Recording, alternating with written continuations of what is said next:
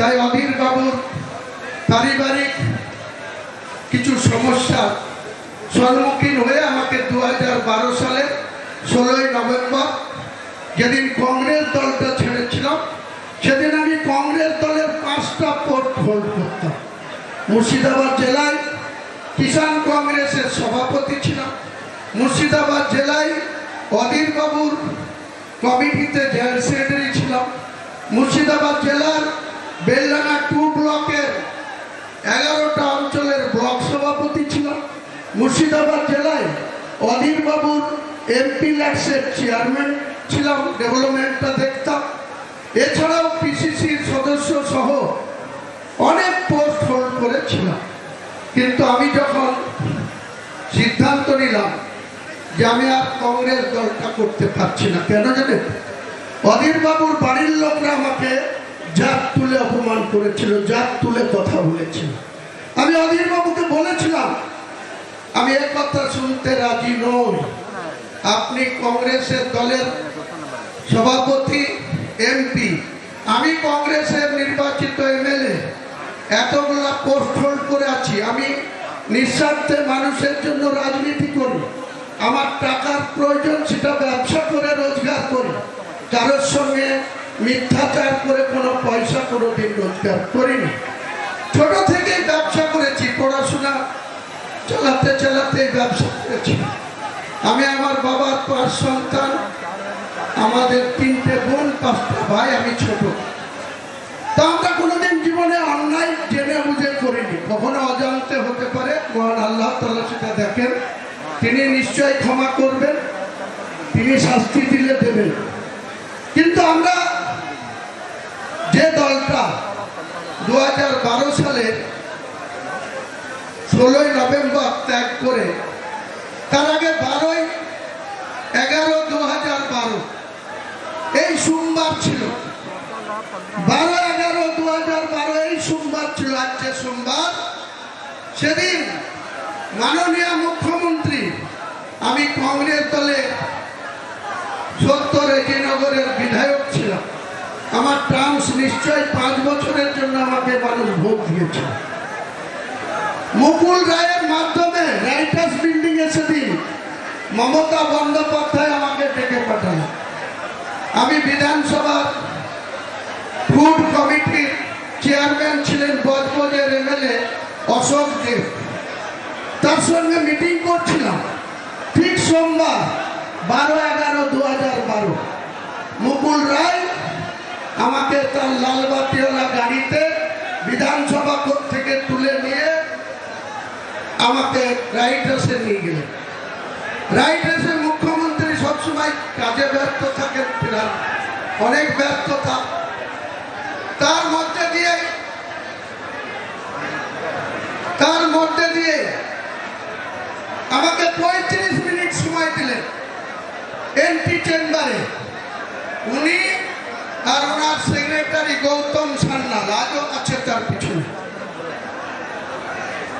গৌতম সান্যাল আর আমি আর উনি।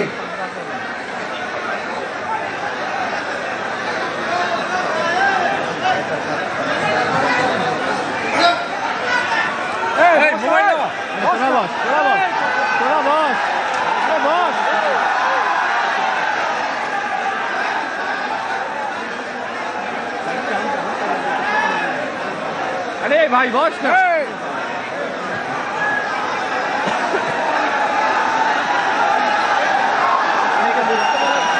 আমি সেদিন মমতা বন্দ্যোপাধ্যায়ের সঙ্গে কোনো কিছু চাইনি, মন্ত্রী হতে চাইনি।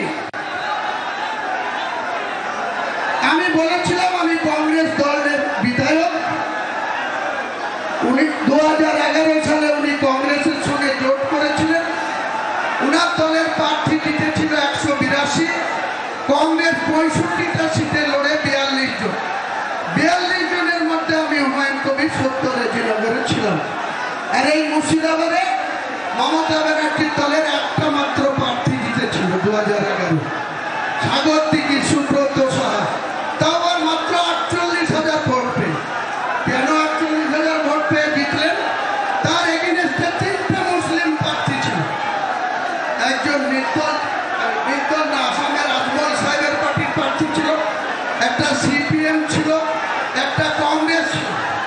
বাঁচবেন?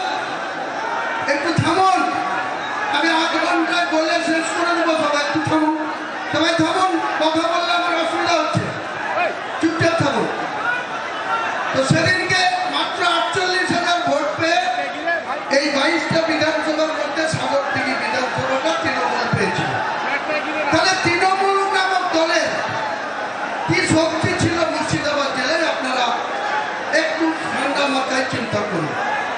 বাংলার মুখ্যমন্ত্রী হয়েছে, কিন্তু এই মুর্শিদাবাদে আজকে যিনি বেলনাকার এমএলএ, আজকে যিনি রেজিনগরের এমএলএ, 2011 থেকে কোনো এমএলএ কন্টেস্টিং তালিকায় না কংগ্রেসে না তৃণমূলে কোনো পার্টির সঙ্গে কোনো এরা তালিকাভুক্ত ছিল না।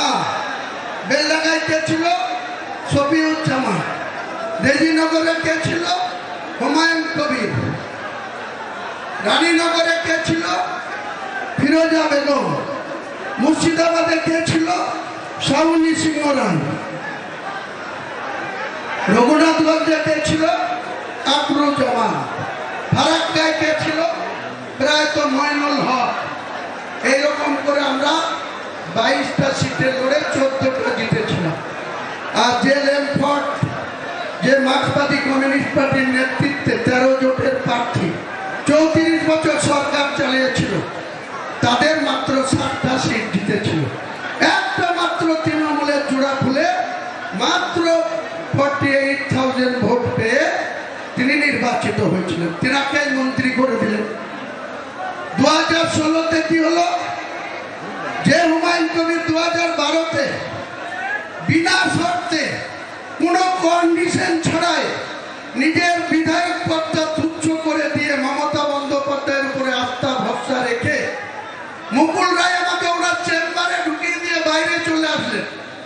সাক্ষী শুধু তার গৌতম সান্যাল আর তিনি নিজে।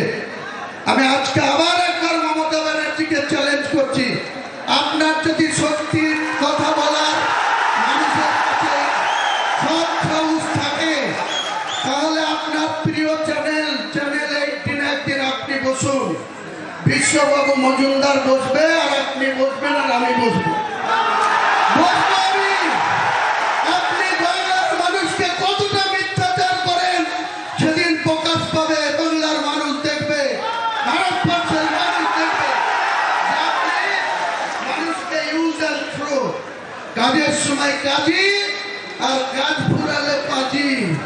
কতদিন আপনার এই শক্তি থাকে? মমতা বন্দ্যোপাধ্যায়কে আমি চ্যালেঞ্জ করছি, আপনার সৎ সাহস থাকলে, সততা থাকলে আপনি বিশ্ববাবুকে ডেট দেন, আপনার সময় মতো বের করুন। আমাকে ডাকলেই বিশ্ববাবু মেসেজ দিলেই আমি কলকাতায় চলে যাব, স্টুডিওতে বসে। আপনার সঙ্গে যদি আমি কোনো গদ্দারি করে থাকি, কোন রকম কোনো অসহযোগিতা করে থাকি, নিশ্চয়ই আপনি বলবেন। আর আপনি আমার সঙ্গে কতটা মিথ্যাচার করেছেন, কত রকম মিথ্যাচার করেছেন, সেদিন বাংলার মানুষকে একবার নতুন করার একবার মনে পড়াবো, জানাবো। সিদ্ধান্ত নেওয়ার মালিক বাংলার জনগণ, সিদ্ধান্ত বাংলার মানুষ নেবে। আপনি আমাকে বলছেন গদ্দার। আপনি রাতের অন্ধকারে মালদা থেকে এসে আপনি আমাকে সাসপেন্ড করার কার সাথে কথা বললেন? লালগোলার বিধায়ক মোহাম্মদ আলী, ওই রঘুনাথগঞ্জের বিধায়ক মন্ত্রী আকরুজ্জামান,